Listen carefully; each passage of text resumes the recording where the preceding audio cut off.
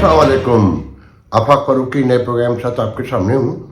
मौजूद यकीनन पाकिस्तान है कि फाइल ईसा जा रहे हैं और चैम्बर वर्क स्टार्ट हो गया है, फैसले लिख रहे हैं और नए जजों के नाम भेज दिए गए हैं और या आफरीदी का नाम सरे फहरिस्त है, जैसा कि कल आपको बताया था। मगर मुझे शुबा है कि अमीनुद्दीन भी हो सकते हैं। ये क्या वजह है, इस पर बहुत तफसील तो नहीं रोशनी डाल सकूँगा। और फिर वकला तहरीक शुरू हो रही है, उस पर थोड़ी बात करेंगे। अमीन गंडापुर ने फिर ऐलान कर दिया है कि जनाब मैं हर सूरत डी चौक पहुँचूँगा, क्योंकि इस पार्टी का काम ही धरना और मरना लिखा हुआ है और तो कुछ नहीं है। खान साहब वो ये जेल से क्या निकालेंगे कि वो मुझे जुमला याद आया, कल भूल गया था कि खान साहब ने मिलने वाले डेलीगेशन से जो बैरिस्टर गौहर की सरबराही में गया था आईनी तरमीम पे, तो खान साहब ने कहा था कि अगर तुम लोग मेरे मंसूबों में अमल करते तो मैं अब तक कभी का बाहर होता। हालांकि वो अपने ही बनाए हुए मंसूबों के भाई जेल में है। तो खैर, जो मोस्ट इम्पॉर्टेंट बात है जो मैं समझता हूँ कि ज़मीनी हक़ाइक़ मामलात से मैच नहीं करते। आप जज लगा लें, आप कुछ कर लें, आपकी इकॉनमी ड्रून हो रही है, नीचे जा रही है और आपका अपना FBI कह रहा है कि जी जितना हम टैक्स कलेक्ट करते हैं उससे ज़्यादा कर्ज की अदायगी है। अब ऐसे में खुद फैसला कर लें कि नंगी क्या न छोड़ रही है, क्या न आ रही है, मगर इनकी आनियाँ जानियाँ ये सारे मामलात। वो लाहौर में कौन सा हॉस्पिटल है बहुत मशहूर, मियो हॉस्पिटल, ये मेरा ख्याल में, कि जहाँ बज़ाहिर तो कर्जे दिए जा रहे हैं, नौजवानों में लैपटॉप बांटे जा रहे हैं और किसान कार्ड जारी हो रहे हैं, मगर वहाँ कार्डिक का जो डिपार्टमेंट था पूरा बंद कर दिया गया कि जी अखराजात नहीं है। मैं कल सखर सिविल हॉस्पिटल गया था। मैं आप यकीन करें, मैं बयान नहीं कर सकता। मेरे बचपन में आबादी भी कम थी, 1 लाख सवा लाख थी, वीराना ही रहता था वो पूरा इलाका, जाते थे मरीज। मगर कल देखा गया कि हजारों के हुजूम थे। ऐसा था कि जैसे वहाँ कोई मुफ्त रोटी के साथ ज़मीन और जायदाद भी बट रही है। OPD में कोई 4 से 5 हज़ार लोग होंगे उस वक्त, और एक एक शोबे पर जो डिपार्टमेंट है, मैं कान अपने दिखाने, मेरे एक दोस्त वहाँ काम करते हैं, उन्होंने कहा कि आप मैं सफाई करवा देता हूँ, जो मैंने नहीं करवाई। वहाँ के हालात देखकर कि अंदर दाखिल होने के लिए एक, क्या मैं कहूँ आपसे, मैं तो 2 मिनट में चला गया कि सिफारिश थी मेरे पास। ताकत का मुजाहरा, मैं कहता हूँ ना, ताकत के अलावा यहाँ कुछ भी नहीं है।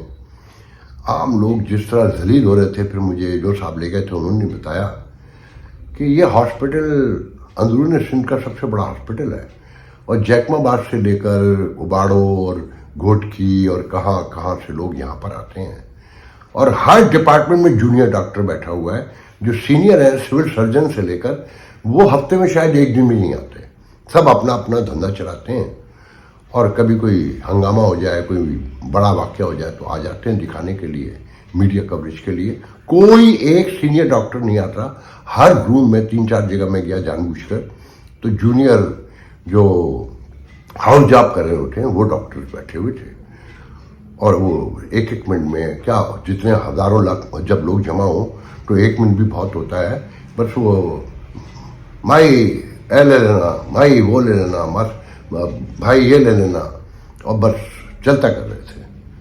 तो यहाँ के जो हालात हैं, और फिर मैंने कल भी जिक्र किया था ना कि घोटकी के SSP का और DIG का ट्रांसफ़र हुआ है कि रवाबित के इल्ज़ाम में।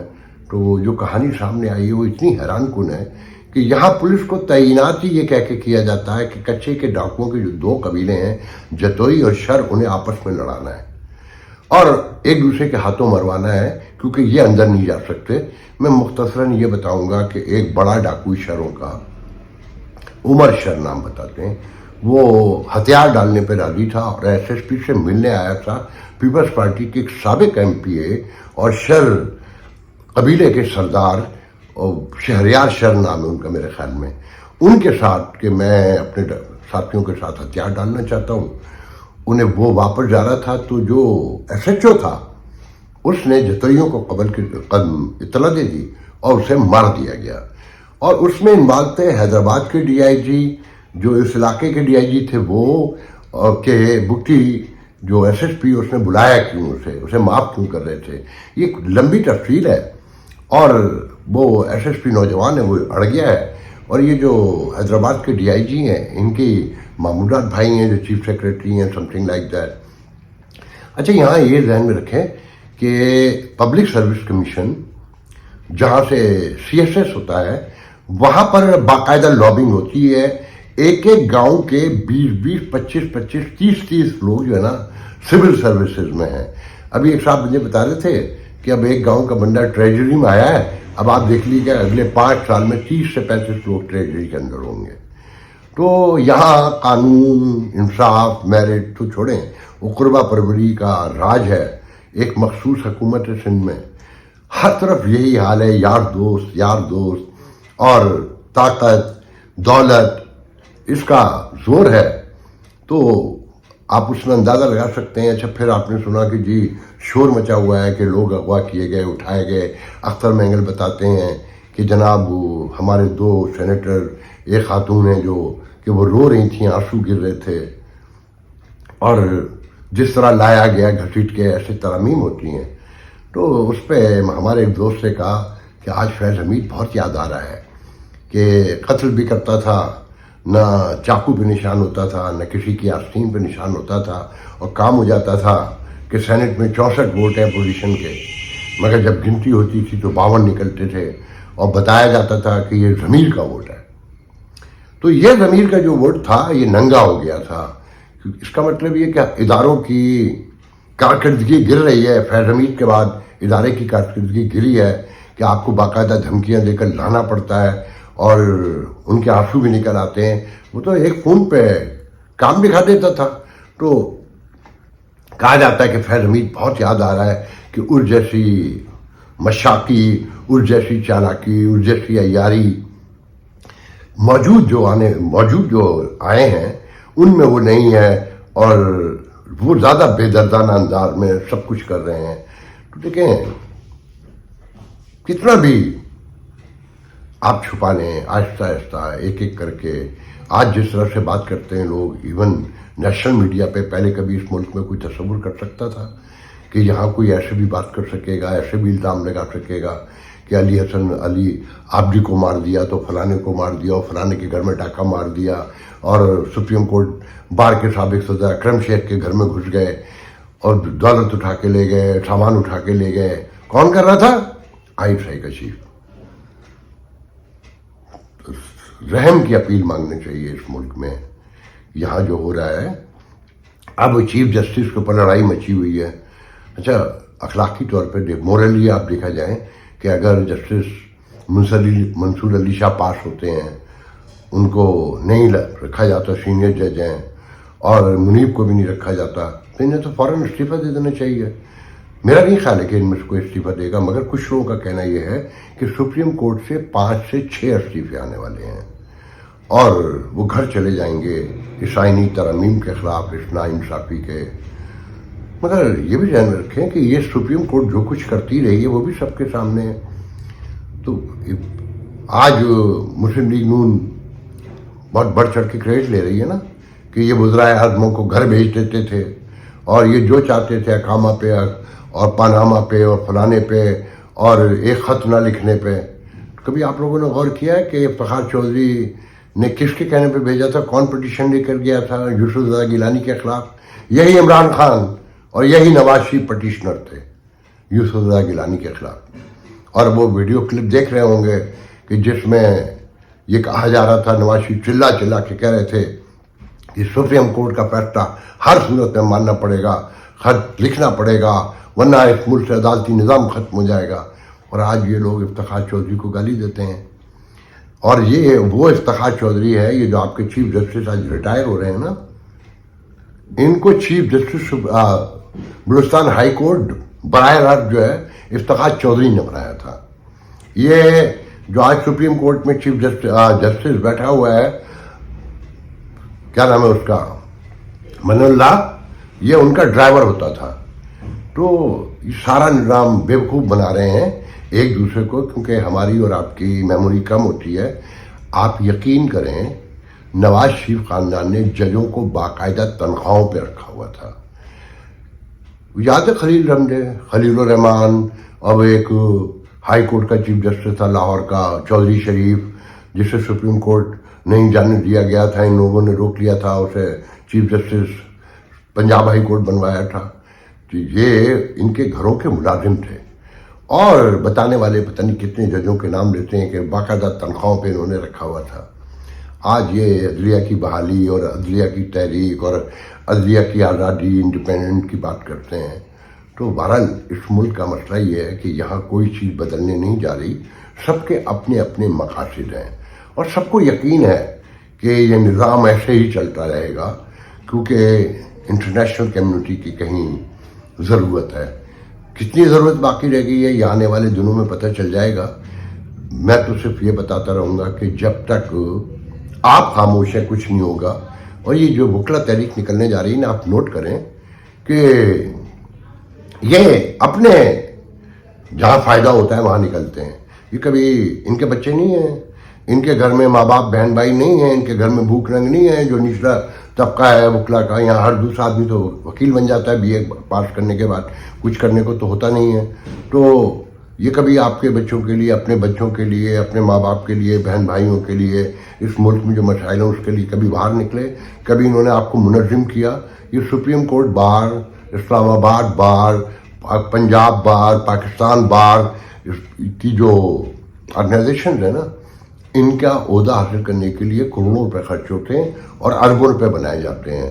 اور یہ کسی وکیل سے پوچھ لیجیے گا، وہ آپ کو سب بتا دے گا کہ پیسے کیسے بنتے ہیں. اور یہ جو مفت میں کیسز لڑتے ہیں، اس پہ تو میں آپ کو پہلے ہی بتا چکا ہوں کہ مستقبل کے سہانے خواب بچے ہوتے ہیں کہ کل جس کے لیے لڑ رہے ہیں اگر وہ اقتدار میں آ گیا تو ہمیں کیا کیا. انسانی حقوق کی باتیں کرتے ہیں نا، اس ملک میں کبھی انسانی حقوق تھے؟ اگر انسانی حقوق دیکھنے ہوں تو آپ نے نام سنا ہے آج کل وہ شیما کرمانی، 75 سالہ خاتون ہیں، بڑی کلاسیکل ڈانسر ہیں، اور یہ فیسٹیوٹی مچی ہوئی ہے اس وقت کراچی آرٹس کونسل میں. انہوں نے پچھلے دنوں ڈانس پیش کیا تھا، کورس ڈانس تھا جس میں وہ مین تھیں، اور کہ جی ڈانس کے ذریعے انسانی حقوق سمجھائے جا رہے تھے. تو جس کو بھی انسانی حقوق کا خیال ہو، پاس ہو اس ملک میں، تو وہ شیما کرمانی سے جا کے ریکویسٹ کر لے اور ان سے کہے کہ جی انسانی حقوق کا ڈانس دکھائیے. تو وہ نہ اپنے نحیف، کمزور اور ناتواں جسم سے آج کل انسانی حقوق کی نمائندگی کرتی ہیں. تو دیکھنے دکھانے کے لیے رہ گیا ہے. تو آپ بھی آپس میں کہیں طے کر لیں، کسی کو کچھ نہ ملے تو خواجہ سرائی بلا لیں، اس سے کہیں کہ بھائی انسانی حقوق کی ادائیگی کر کے دکھا دے. باقی تو یہ انسانی حقوق نہ کبھی تھے نہ کبھی ہیں. آپ 200-250 سال سے انگریز کے دور سے اگر لگائیں تو سبھی کچھ سرویہ پہلے جو انویڈر آتے رہے ہیں انہوں نے کتنے دیے تھے، یا اس خطے کے لوگوں کو ضرورت کتنی ہے. آپ یہ دیکھیں نا، سب مست لگے ہوئے ہیں. شام کو کراچی میں، لاہور میں، اسلام آباد میں چائے کے ہوٹل دیکھیں جہاں 100-200 کرسیاں لگی ہیں، آرام سے بیٹھے ہوئے ہیں، ٹھاٹ سے سگریٹ جل رہی ہے، سیل فون پہ لگے ہوئے ہیں اور باتیں چل رہی ہیں. مگر یہ اب کل کوئی کام پڑ جائے، اپنے بچوں کی ضرورت کے لیے باہر نکلنا ہو تو 50 بھی جمع نہیں ہوتے. نوٹ کریں، شام کو گیدرنگ میں 200 جمع ہوتے ہیں اور ہنس رہے ہوتے ہیں، سیاستدانوں کو گالیاں دے رہے ہوتے ہیں، اسٹیبلشمنٹ کو برا بھلا کہہ رہے ہوتے ہیں. مگر کبھی توفیق نہیں ہوئی کہ آگے بڑھ سکے. وہ میں یہ بھی بتاتا چلوں کہ آپ نے خبر سنی ہوگی کہ مولانا فضل الرحمان کے بیٹے کو گورنر KP کے بنایا جا رہا ہے. یہ پی ٹی آئی بہت طریقے سے اب مولانا کو گالیاں دینا شروع ہو گئی ہے. ان کے ٹرولر جو ہیں باقاعدہ ایک لسٹ جاری کی ہے کہ کس جماعت کو کتنے پیسے ملے، کتنے، کسی کو بلین دکھائے جا رہے ہیں، کسی کو 2 بلین، کسی کو 3 بلین. تو مولانا کے حصے میں بتایا جا رہا ہے کہ جی ان کے بیٹے کو گورنری دے دی گئی اور کنڈی رو رہا ہے کہ اس کو ہٹا دیا گیا. تو یہ خبر جھوٹی بھی ہے. اور اب مولانا کو جو ملنا ہے، یہ کام ضرور پی ٹی آئی نے کیا کہ انتہائی مشکل کر دی ادائیگی کہ حکومت کیسے انہیں وزیر بنائے گی، کیسے انہیں نوازے گی، کیسے عہدے دے گی، اور یہ کس شرم غیرت کے ساتھ ان عہدوں کو قبول کریں گے. کہ سب کو پتہ ہے کہ مولانا اور ان کا خاندان ہر چیز کی قیمت وصول کرتا رہا ہے. ڈیزل کہنا بری بات ہے مگر کیا ڈیزل انہوں نے لیا نہیں تھا؟ پرمٹ تھے نہیں ان کے پاس، سب کو پتہ ہے. تو دوسری طرف ان کے ماتھے چومنے والے ماتھے چوم رہے ہیں اس ملک کے بڑے بڑے علماء کرام، جن کا نام لیتے ہوئے بھی مجھے اچھا نہیں لگ رہا، کہ جناب بہت بڑا کارنامہ انجام دیا ہے کہ جوڈیشری کو جو شترے بے مہار تھی اب پنجرے میں قید کر دیا ہے. اور اب وکلا کی تحریک آپ دیکھیے گا دمادم مت کل اندر، کل سے عدالتیں ویسے نہیں لگیں گی اور روزانہ جو ہے کیا کہنا چاہیے اس کو کہ جج بیٹھے ہوں گے مگر وکلا نہیں ہوں گے. اب وکلا میں بھی آپس میں بہت بڑا تضاد ہے، کوئی پی ٹی آئی کے ساتھ ہے، کوئی نون کے ساتھ ہے، کوئی پیپلز پارٹی کے ساتھ ہے. تو آپ یہ نوٹ کریں کہ معاشرہ بکھر کس تیزی سے گیا ہے. تو زیادہ امیدیں نہ رکھیں، آنے والے دن اور سختیوں کے ہیں، مہنگائی اور بڑھی ہے، ڈاکو راج اور بڑھ رہا ہے کیونکہ لا اینڈ آرڈر تو روز کمزور ہو رہا ہے. ایک بڑی اکثریت تو صرف پروٹوکول پہ لگی ہوئی ہے کہ صدر سے لے کر نیچے تک آ جائیں، اور اگر آپ سویلین بھی ہیں، کوئی عہدہ بھی نہیں ہے مگر کسی سے آپ کا تعلق ہے تو 2-4 سپاہی آپ کے گھر کے دروازے پہ آ کر بیٹھ جائیں گے. وہ صرف آپ کو روٹی کھلانی ہے، 2-4-5 ہزار روپے بھی دینا پڑیں گے یقیناً، مگر آپ کے لیے وردی میں سپاہی حاصل کرنا کچھ زیادہ مشکل کام نہیں رہ گیا آپ یہاں. تو آج کے لیے مجھے دیجیے، انشاءاللہ میں بات تو ایم کے ایم پہ بھی کرنا چاہتا تھا کہ انہوں نے سنا ہے بلدیاتی نظام اور براہ راست اسلام آباد کے اثر میں دینے کے لیے اپنی بلدیات ترامیم پیش کی تھی مگر جو فوری ریفیوز کر دی گئیں. مجھے ایم کیو ایم کا ابھی تک ایک بات سمجھ میں نہیں آئی ہے کہ بھئی آپ کو اس لیے نہیں رکھا گیا ہے کہ آپ ترامیم پیش کریں، آپ نے ووٹ دینا ہوتا ہے.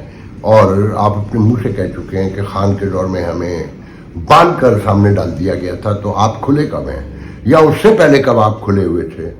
کہ میں تو یہ کہتا ہوں کہ ڈاکٹر ملیہ لودھی جو ایمبیسڈر رہی ہیں پاکستان کی مشرف کے دور سے، بینظیر بھٹو کے دور میں، نواز شریف کے دور میں، یہ وہ لوگ ہیں کہ اگر یہاں طالبان کی حکومت آ جائے تو ملیہ لودھی اپنا وہ عہدہ دوبارہ لینے کے لیے بے قرار ہوں گی کہ مجھے ایمبیسڈر بنا دیں. وہ جو بیڈ طالبان اور گڈ طالبان کی ویسٹرن ورلڈ میں تشریح کیا کرتی تھیں، ان کا فرق بتایا کرتی تھیں. ایم کے ایم جو سیکولر ماڈرن جماعت ہے وہ آج سود کی مخالفت کرتی ہے. اگر طالبان کی حکومت ہو جائے تو یہ ان کو بھی ووٹ دیں گے کیونکہ انہیں رکھا اس لیے گیا ہے کیونکہ اگر فیئر الیکشن ہو جائے تو ساری سچویشن سامنے آ جائے گی نا. تو یہ ان میں کوئی اچھا نہیں لگ رہا کچھ کہتے ہوئے، مگر انہیں اس کام کے لیے نہیں رکھا گیا کہ آپ ترامیم پیش کریں. یہ لطیفے کی بات ہے نا، ایک کور کے طور پہ کہ جی ایم کیو ایم کا اجلاس ہو رہا ہے، فیصلہ ہوگا کہ ووٹ دینا ہے نہیں دینا ہے، تو لوگ ہنستے ہیں.